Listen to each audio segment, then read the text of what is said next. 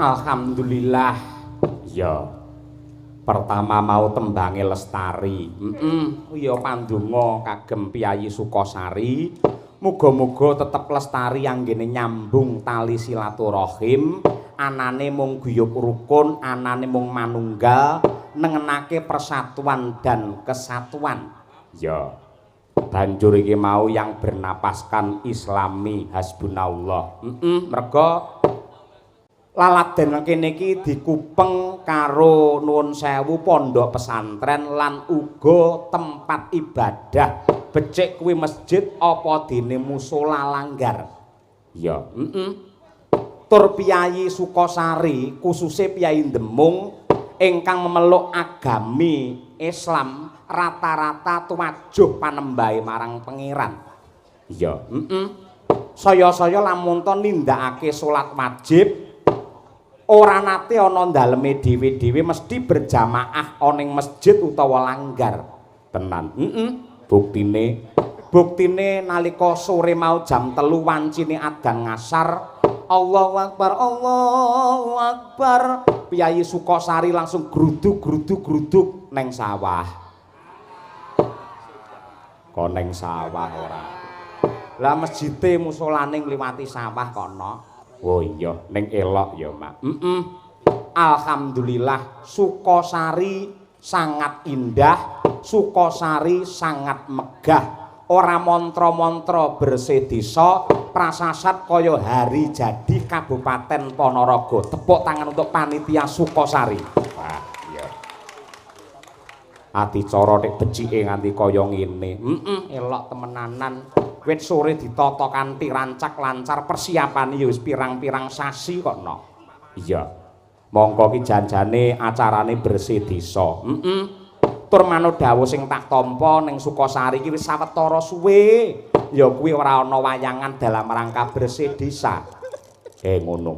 Banjur ana usulan, ana aspirasi saka para warga masyarakat mbok wayangan. Ben engko desane iso guyub rukun men entuk berkah Gusti Allah. Lah gandeng perangkat desa dipandhegani karo Pak Lurah, Pak Slamet. Anane mau ngamini kersane warga masyarakat lan ini bukan yang pertama untuk yang terakhir. Manut pangandikane Pak Lurah akan dilestarikan dalam rangka bersih desa tiap tahun tetep wayangan ing Sukosari. Iya, kaya ngono kuwi. Dawe sapa? Dawe Pak Lurah. Mongko lurah ki pimpinan iki hambeke bawa leksana ora kena nglincati pangandika sing wis kawedhar. Dadi upamane kok njur taun ngarep kok ora wayangan nganti Sukosari enek apa-apa ora tanggung jawab. Iya ya ngono kuwi. Wong inti sarine nok supaya nuwun sewu kabudayan ki ngrembaka. Iya, kabudayan ngrembaka andadekake para warga padha guyub rukun ya, Mak. Matur nuwun karo Pak Kades, Pak Slamet. Daro ini ya, kalian Roko Mas Sekdes Andri Kurniawan ya wis nglincahe ora umum Mas Andri kuwi. Ketua panitia ya kuwi Pak Iswani Kewer ya. Terus Pak Kadus PLT ing Demung Pak Eko Budianto, Sinengkuyung ya kuwi Kadus lan uga warga masyarakat di 6 dusun becik saka Demung, saka Gelang, Bangun Sari, Krajan, Danyang lan uga Tular. Iya. Sinengkuyung paguyuban Singa Taruna. Lan sing penting meneh supaya kabeh sing nyambut gawe iki ora lesu, ora resah, ora apa ki jenenge banjur kelangan otot bebayune. Matur nuwun marang sing juru masak wabil khusus ibu-ibu wong pawon. Tepuk tangan untuk ibu-ibu wong pawon. Iya.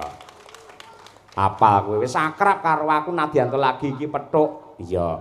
Mau wis foto bareng. Ayo, kok ya ora pekewo karo dalang. Dalange diempet-empet ning tengah. Ayo, mongko iki le mepet kula cedhak padalang, kula cedhak padalang. Sosoke ora krasa, Nduk. Susune iki malah ngeneki aku wae. Ayo.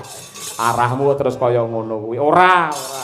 Kuwi mung kinarya guyon, kuwi tandha tresnane ibu-ibu saka wong pawon marang seniman. Ya kaya ngono kuwi sing becik. Ngono kuwi sing apik. Iya, matur nuwun. Kejaba swadaya utawa iuran ya ta. Sinengkuyung ya kuwi saka dana pemerintah desa ing Sukosari didukung karo para donatur lan uga antuk pangestune pemerintah ing Kabupaten Ponorogo. Ya. Sisan gawe ya kuwi launching aplikasi Aku Dekat. Ya kuwi administrasi kependudukan desa dan kelurahan cepat cetak KTP, KK, akte dan lain-lain tidak perlu ke Dukcapil, namun sudah bisa dilayani di desa. Dan Sukosari adalah desa pertama di Ponorogo yang sudah berjalan terhadap aplikasi Aku Dekat. Elok temenanan. Iya, kaya ngono kuwi, Mak. Wis nderek mangayu bagyo, nderek seneng, nderek bungah. Iya, kaya ngono kuwi. Yo, ripalungguhan iki gandeng iki kejaba awake dhewe sowan komplit sak kanca Madangkara. Iya, Sinengkuyung kadang-kadang pengrawit lan uga waranggana winimbuhan bintang tamu ana Mas Klitik Kluthuk ana Mbak Tatin Titot. Wah iya, luwih dhisik awake dhewe ngaturke sing klasik kunjuk dumateng para sepuh, kunjuk dumateng Ibu Wakil Bupati mbok menawi tasik kepareng lenggah lan ugi Pak Camat sumrambahipun bapak-bapak kepala desa sembabatan. Wah iya, lan ugi dumateng para sesepuh hadi sepuh kanthi pandonga panyuwunan pangestunipun para kiai alim ulama Sukosari dalam rangka bersih desa, resika desane, resika penggalihe sing nggoni anane mung gemah ripah loh jinawi kerta tata lan raharja. Para kawula kabeh murah sandang pangan lan papan, antuk rejeki ingkang melimpah ruah kebak barokah, tentrem lahir batin, slamet donya tekan akhir. Allahumma amin. Bukaan Bu Kesi, mijil cengkok ketoprak laras pelok patet nenem. Wah iya, minangka tembang klasik atur dumateng para sepuh. Kaya ngono kuwi. Monggo Bu, Sukesi Rahayu, sarjana seni, magister seni. Mangga.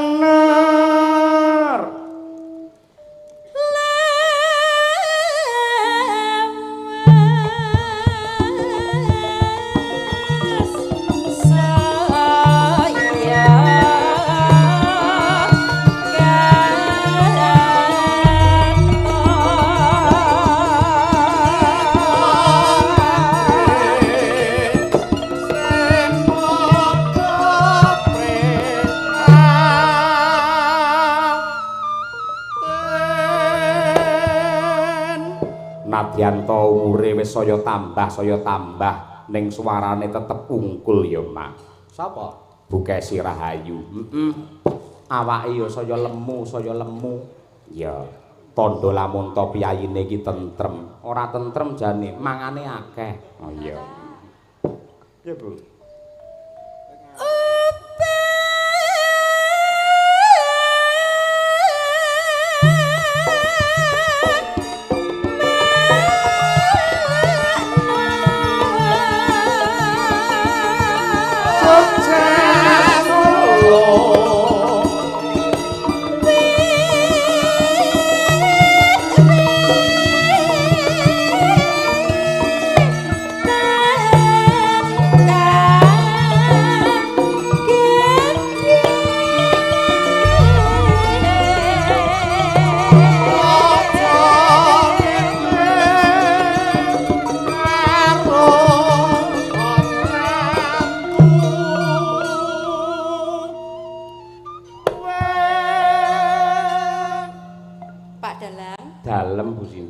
Spesial kagem ibu-ibu sing masak wonten pawon nika wau lho Pak Dalang. Nggih, kula ngaturaken panuwun. Wong pawon to. Wong pawon. Ibu halo ibu. Matur nuwun sanget pun dimasake sotone enake ra umum. Sesuk aku digawake ya Bu ya. iya nyuwun pangapunten ibu-ibu lan bapak-bapak. Bu Kesi le matur pisanan orang ngrembug babakan bersih desa malah ngomongke panganan. Iya. Pancen Bu Kesi niku sampun kondang bilih dados sinden Surabadok lan niku. Malah ora. Pancen kaya ngene sing digoleki ya pangan, panganane lahir lan panganane batin. Ngono kuwi. Mangga Bu.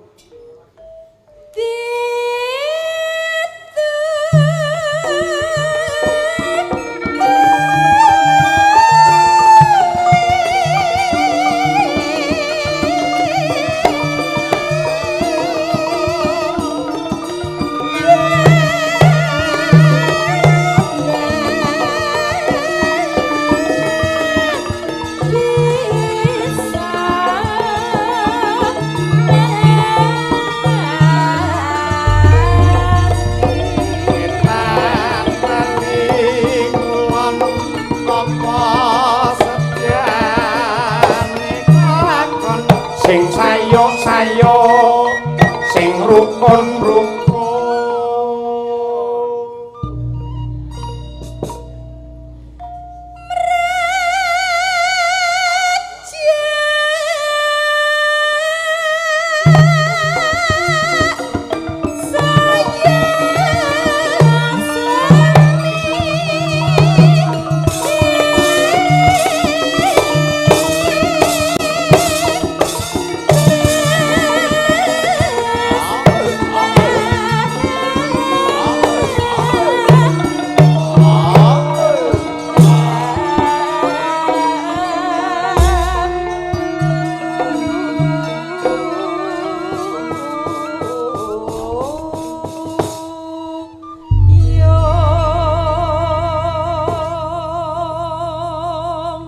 matur sembah nuwun Bu Kesi. Ya ripalungguhan iki menghemat waktu enggal ngaturake bintang tamune. Mas Klidik kalian Mas Kluthuk pun rawuh nggih. Alhamdulillah sampun rawuh. Monggo ditumpakke prau layar men minggah wonten pepanggungan. Ya to? Dados.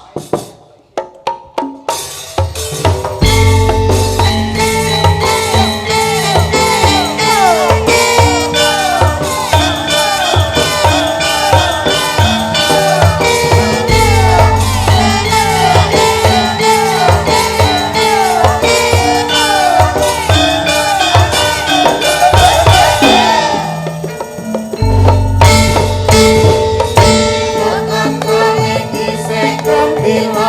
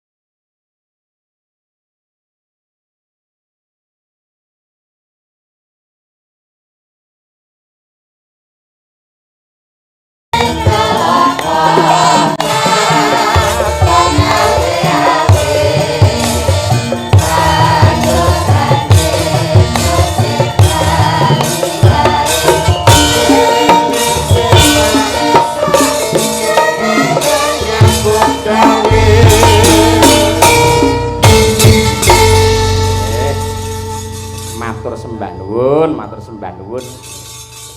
Sugeng dalu Mas Klitik. Alhamdulillah sugeng dalu Mak Cangik Yulimbo. Sehat nggih Mas nggih? Pikantuk berkah pangestu panjenengan ridho saking Gusti Allah Subhanahu wa taala. Sedaya pinanggih bagas kewarasan mboten wonten rupedun ing sabrikala. Syukur. Nggih. Mas Kluthuk. Dalam Mas. Nggih, sehat nggih Mas nggih? Sehat. Syukur. Bidal saking Blitar jam pinten? Jam sekawan. Sekawan. Jujuk pundi? Ponorogo. Maksudnya teng daleme sinten? Mas Didik. Teng mriku disuguh napa? Belas beten napa-napa. Dulur ki suguh aruh gupuh niku mesti diutamakan. Nggih to Mas? Leres. Sing kula contoh niku adat ingkang sampun lumaku warga masyarakat Ponorogo. Nggih. Arpa kenalan ora arpa kuwi sedulur apa kanca. Nggih. Nek jenenge nyambung silaturahmi kuwi mesti gupuh suguh aruh nika dipun rengkuh dados tunggal. Leres tata kramane piyai Jawi ngoten niku. Nggih, kowe iki delok to awake dhewe munggahe jagung, tela, uwi, gembili metu lho. Berarti lak ndudoke yen piyai kene iki adat ketimuranipun dipun jagi. Piyai Sukosari sangat menghormati, menghargai terhadap Iki jan- tamu. Nah, kok iso ora disuguhi? Lah wong angkring aku buka renek lawange yo kowe karek mlebu yo iso. Iso piye? Kula wis teko mriki kok.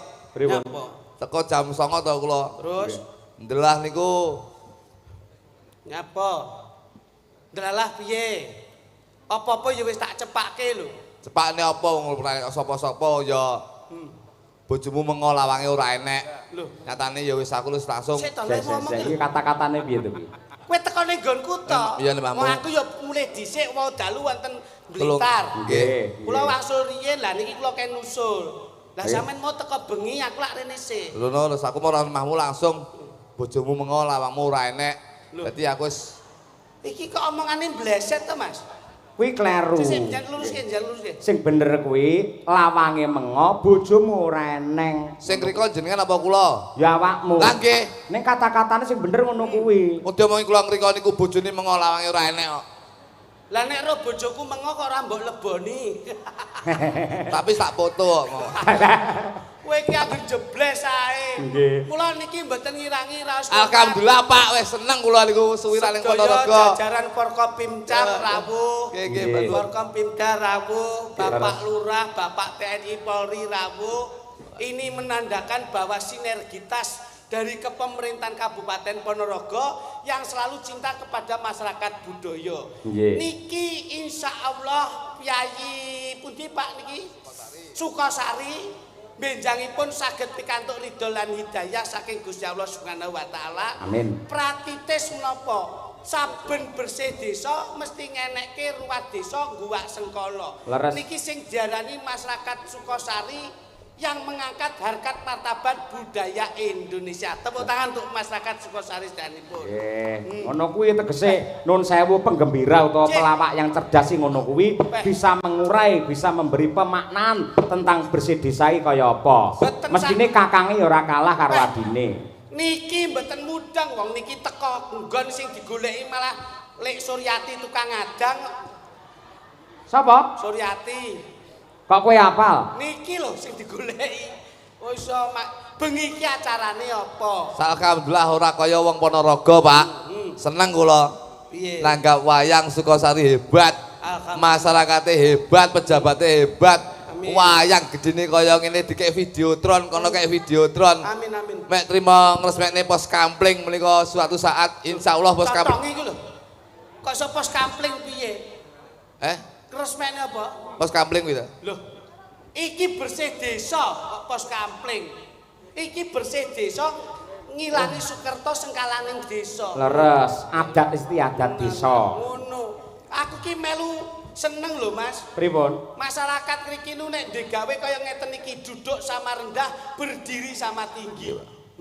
Leres. Lagek bengi iki dagelan kon trutusan ning mburi pawon bareng lagi iki. Lah sebabe piye? Lah piye digeret mburi tukang masak kaya mbuh. Lah kuwi to saka paguyuban ibu-ibu wong pawon iki pancen semangate lho. Iya nek sing lenggah ning kono kae parfume Waminso, Rexona. Sing isah-isah ki mek Remak Sontok ambune. Ayo malah ciloko to Yan. Nggih. Kuwi men sehat, Nggih, Pak. masakane men enak. Nah, Nggih. kene iku lho.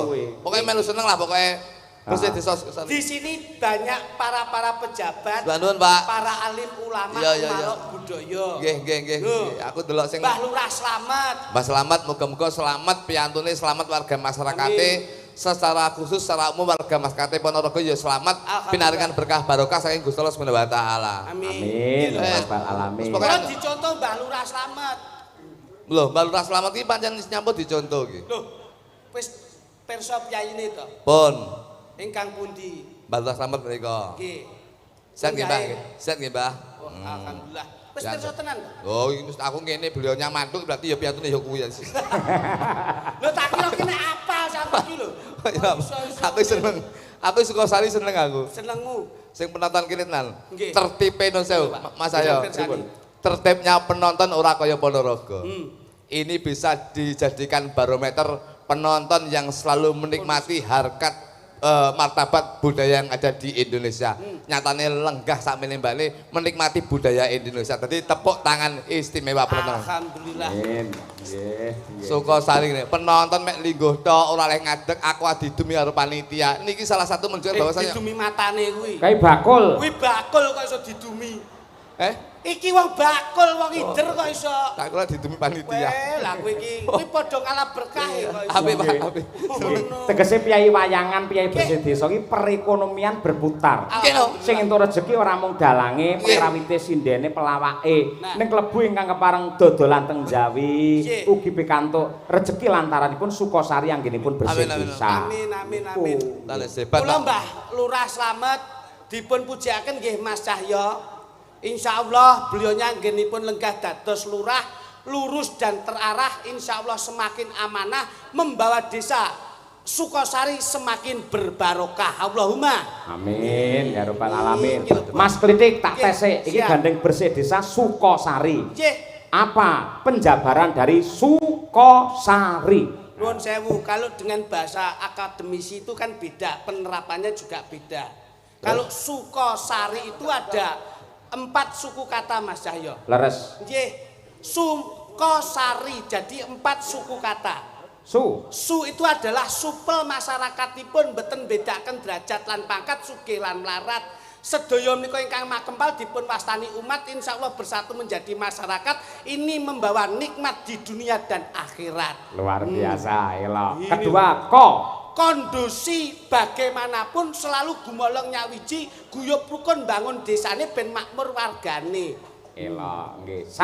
Satukan tekad, satukan jiwa untuk menyongsong bersih desa Sukosari lebih meriah. Terakhir, ringan tangan. Wong kene iki nek nyambut gawe ya nyambut gawe bareng, gotong royong ya gotong royong bareng, urunan ya urunan bareng. Elok, luar biasa ya, sing apik iki kaya ngene iki. Sampean pinter, sampean cerdas tenan. Secara analisis beda, Pak. Rupa nggawa rega. Bener. Lah nek kaya kapsul supel tetra niki sapa sing arepe? Giri Lusi tan kena kinira. Iki kakangmu mesti luwih canggih, luwih pengalaman, luwih cerdas. Ambak elek ngene, Mas. Nyapa? Kemproh aku. Elek iki yo pinter kok. Kayak mau wis menjabarkan Sukosari, gandeng sing dadi pangarsa kene lak Pak Kades. Asmane Pak Slamet Daroini. Nah, per suku kata Slamet Daroini. Nah, Mas Kluthuk silakan dijabarkan. Slamet Daroini. Isinmu ya isinku, wirangmu ya wirangku. Mergo aku ya ning kene. Aja sampe mleset. Mas Cahyo ditimbali saka Surakarta. Iso. Nah, ngono lho. Aja ngisini-sini lho ya sing apik. Kan arang-arang ning Ponorogo. Apa nek iki live streaming. Nggih, Mas. Aja mirang-mirang kene. Sendika dawuh. Mergo yen nganti sampean kuwirangan, aku yo melu wirang. Saestu. Kritik melu wirang ya to. Nggih no, Mas. Sedungo batuk senyari bumi kok. Bener. Jadi paling tidak usaha kata harus ditata. Wis tak ngono kuwi tadi. Kita adalah satu tim. Jadi dalang, sinden, penabuh, karo pelawak iki satu tim. Lek apik-apik bareng, lek elek bareng. Leres. Lah ngono to Mas. Leres. Anu Mbak Kesi melu omong ora sampean? Nyapa kok nawani yu Kesi? Malah jago kan ngedewi-dewi ya. Coba Pak Slamet. Yo, napa? Ya Pak Slamet Daro ini. Pak Slamet kuwi mbok jipuk saka ngendi? Paling tidak Tak cukup saka bali desa. Balik desa Kowe iki ndas. petugas apa iso jupuk? Maksudnya ki ngerti ya Pak Slamet itu nyapa ngono. Lah linggoh ngono lho. Masa akrobat Iya ning maksudnya ki dalamnya Pak Slamet ada apa? usus. Bah, jan kok bodoh banget toh sampean ki. Usus. Maksudnya ki sedikit banyak kamu bisa melihat Pak Slamet itu seperti apa. Lah iku lho piantune mosok ora roh kowe iki. Pik. Ngene lho. Pak Slamet lah kepala desa. Lah nggih. Di dalam mustaka atau kepala Pak Slamet ada apa? Sawangen. Mas Slamet. Ah. Tetep tak ronsen iku. Oh, no. Pak Slamet. Itu beliaunya. Ayo. Ngapunten nggih Pak Slamet nggih. Pak Slamet. Bleset lho kowe. Nggih, Pak Slamet. Slamet. Di sana langsung angel. Angel lha nek kula cak-cek Pak. Selaki saka tembung selamat. Nah. Langke Slamet itu dari arti apa? Lah iya, dua suku kata. Sela karo met. Nek digabung Slamet. maksudnya perpanjangannya Slamet ki lho. Slamet. Cah koclok ora. Masyaallah. Hei, tegese iki selagi piye? Lah nggih pun. Slamet ki piye? Pun kula jelasne to jenengan wau. Selam nika selamat, Pak. Lah iya. Muga-muga selamat pejabatnya, selamat masyarakatnya. Nggih. Insyaallah beliau ngasta dadi Bapak Kepala Desa, yang selamat pejabatnya, selamat masyarakat. Insyaallah masyarakat akan dekat dengan pejabat dan pejabat akan mengayomi masyarakat. Alhamdulillah yo ngono lho sing tak jaluk yo ngono. Nah ngono ku lho. Pinter iki Lho, iya, lho. Ora ana jog kritik jog luduk semuanya sama rata. Loh, betul loh, Bos. Masa kita satu tim. Loh, kok, satu ya? tim loh, Pak. Ya bener. Terus saiki met to? Met, Met. met menika saka met, Ayo. Met. Gosok kowe ayo. met. Met menika saka tembung memetri. Metri. Memetri. Oh, Kita iya, mboten? Iya iya. Memetri napa? Memetri nguri-nguri. Nguri-nguri. Beliaunya wong Jawa ora lali karo Jawane, bersih desa nguri-nguri kabudayaan Jawa. Nyatane sudah terbukti bersih desa ana ing Sukasari, ora nanggap liyane ya nanggap wayang budaya Jawa. Alhamdulillah. iya. Mula sing diarani budaya ya agama. Mula Mbah Slamet, Mbah Lurah ngagem songkok. Nyapa kok ngagem songkok? Mergo lek nggih helm dikira pemadam kebakaran. Astagfirullahaladzim. Ya, Pak. Masya Allah. Urung rampung lho. Apa? Loh, Pak Slamet Ya, ya, ya. daro ini da. Dah menika dari bawah beliaunya beranjak ke jabatan dari kepala desa. Nggih, nggih, Wong lek proses. budale saka ngisor insyaallah ora lali masyarakat sing ning ngisor. Ah. Berakit-rakit dahulu. Berenang-renang kemudian. Bersakit-sakit dahulu. Bersenang-senang. Bersenang-senang kemudian. Urung mesti tangga kuwi lara ya mati nyatane. Loh, Ini pepatahe ngono kuwi. Tapi kleru niku. Nggih. Ya ora, Pak? Bener. Dar menika sampun dari bawah. Terus ro. Roki rono rene ndelok ndi masyarakate sing kekurangan. Iso ya. Kaya pinter. Apa mbok cipoki ya.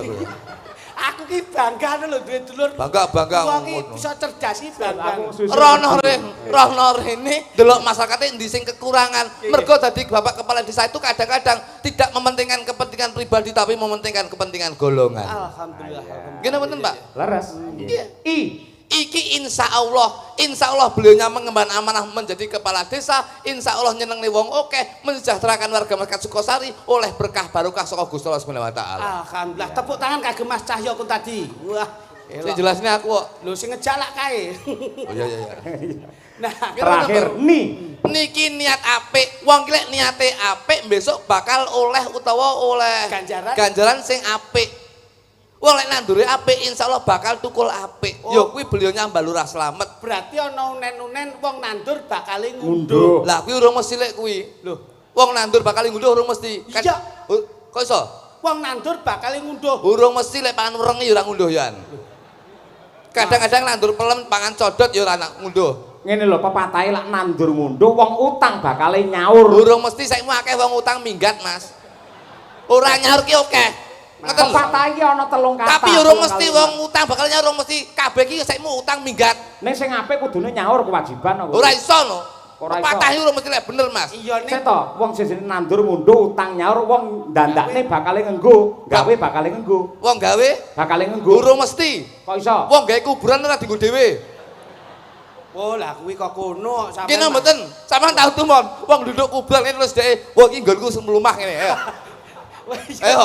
Sampai Kene mboten. Ning ngene nuwun sewu kowe aja mendebat pepatah Jawa. Saya Sing tidak akeh lho. saya tidak mendebat tapi kan realita toh, Mas. Lho realita kaya apa ning nadyan kaya ngopo lan piye enek karma dan dharma. Mula tembunge becik ketitik ala ketara.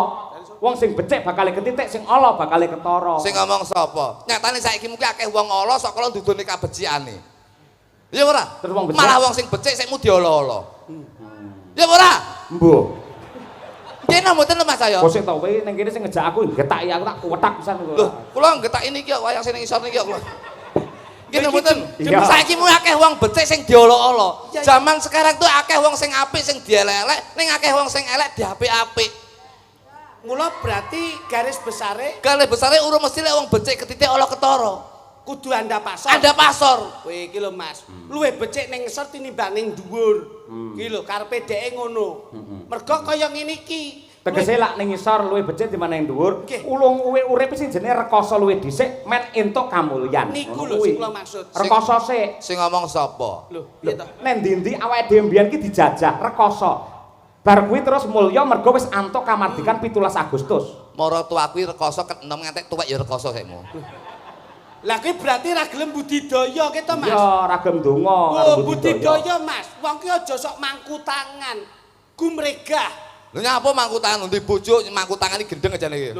Ati mangku tangan lho mangku bojone dhewe. Maksudnya ki bocah ini dijak pinter ora iso to. Angel kuwi diomong. Maksudnya itu bagaimana kita mindset bisa maju. Desa ki ben maju kepiye? Ora iso maju mergo dinae wis cak mene iki. Lho. Lek mbok jokne kowe nganti diseneni karo pusat cilaka kowe engko. Lah ngopo? Lho mbok jokne mbok perlebar ya bosok kowe engko. Desa ki sakmene dinae iki wis jelas. Lho. Desane maksudnya ben berkembang ngono lho. Ya ditanduri no.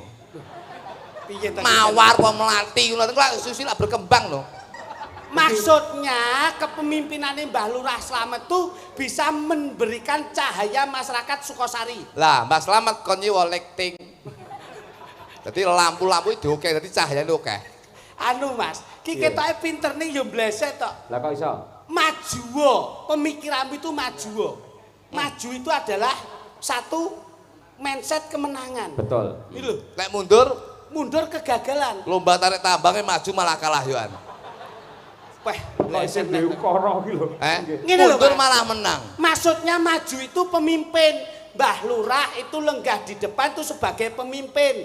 Mas Cahyo lenggah di Pemimpin. depan sebagai pemimpin. Coran lu sopir.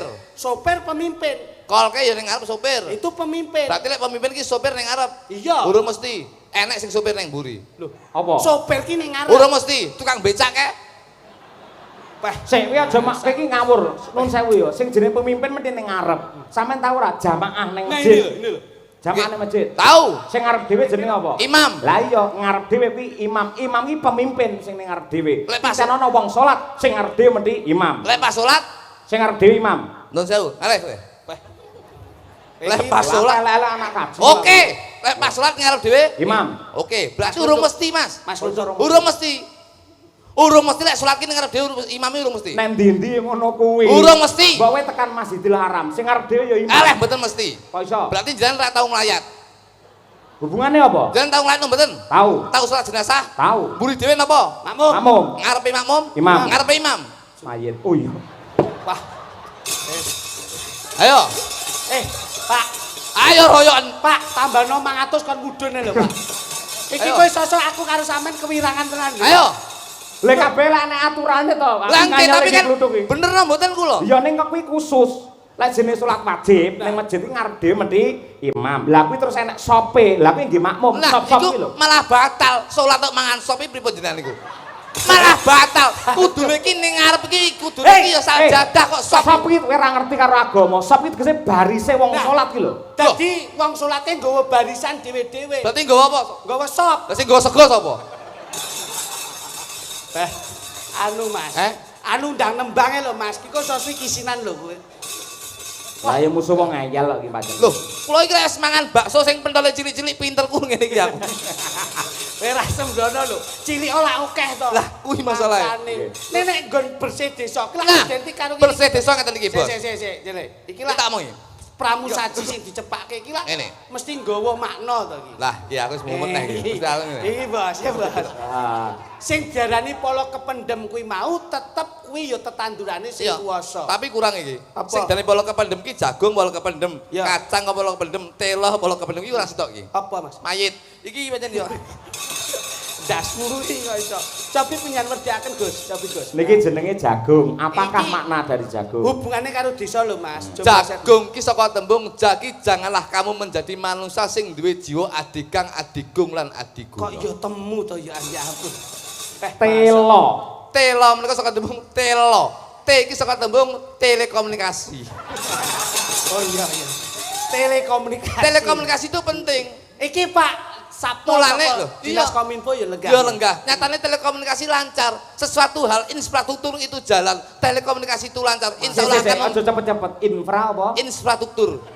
Kuwi nek mbok kon alon-alon ra iso kecantol contonge. Kita bener. Kacang. Cek tok, telo urung bar kok iso. Loki longgar waktune pejabat kanggo masyarakat, longgar waktune masyarakat kanggo masyarakat sing membutuhkan.